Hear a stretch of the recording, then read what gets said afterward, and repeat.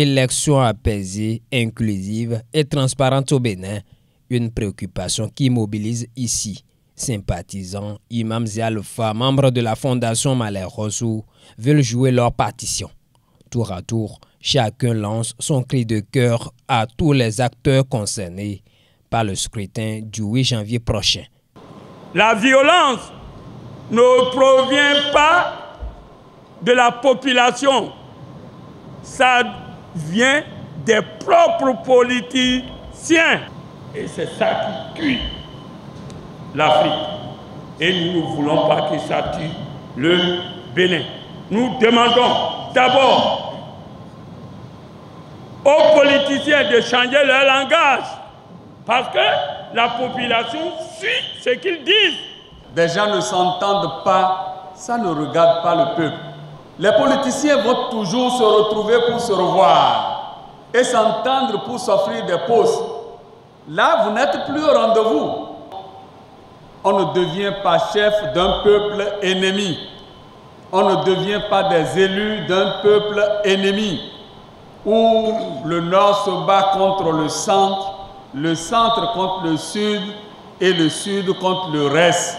C'est ce que le général Mathieu Kérékou disait. On dit, il y a grève. Il dit grève. Nous sommes dans quel pays? Nous sommes dans un pays noir. Les agitations sont pour ailleurs. Mais chez nous au Bénin, pays noir, nous, on n'a pas de grève après. Il n'y a pas des agitations.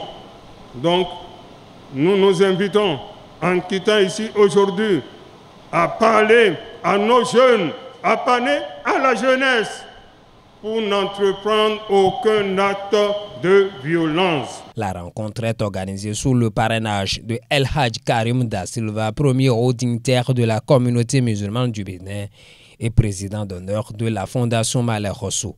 En cette occasion solennelle, le président de la Fondation dresse un point des activités engagées. Depuis le 21 octobre, il nous a déjà envoyé sur le terrain.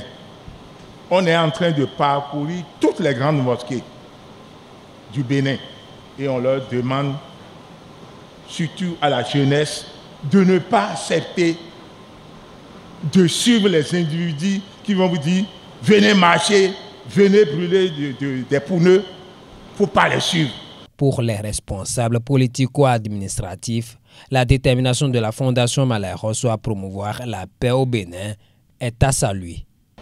Depuis qu'on parlait, c'est l'image de ce jeune homme qui, le 1er mai 2019, voulait relancer le gaz lacrymogène qu'on avait lancé, qui a perdu ses mains.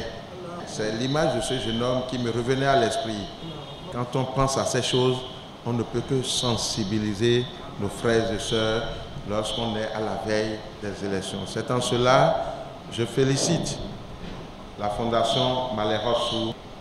La rencontre de ce matin-là, organisée par la Fondation Malher Rossou, c'est pour des élections apaisées. Dans apaisé, il y a la paix. Autre fait marquant cette rencontre de Porto Novo, la distinction du premier vice-président de la Fondation Malher Rossou. Monirou Garba Mohamedou assure être prêt à honorer cette organisation. Cette distinction que je viens de recevoir est un honneur que vous avez fait à ma modeste personne et la communauté Hausa. Donc, je suis le premier ministre mondial des rois de Hausa. En ce qui me concerne, je ferai tout possible afin que les prospectations de notre cher papa soient une réalité. Il s'agit d'ouvrir pour la paix et la sécurité dans notre cher et beau pays, le Bénin. la bonne conduite de Mounirou au sein de la fondation Malheroso récompensée, le premier haut dignitaire de la communauté musulmane du Bénin attend de lui une chose, l'union des Haoussa de Zongo à Cotonou. La désignation de Mounirou Garba comme roi des Haoussa de Zongo divise et le patriarche lui demande d'y renoncer. Je demande à Mounirou Garba de Zongo de renoncer à la désignation du roi.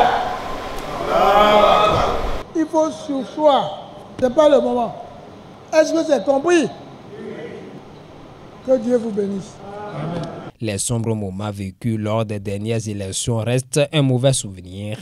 Selon la fondation Malheroso, le chemin de la conquête de la paix est long, mais l'ennemi commun des Béninois aujourd'hui demeure la faim et le terrorisme.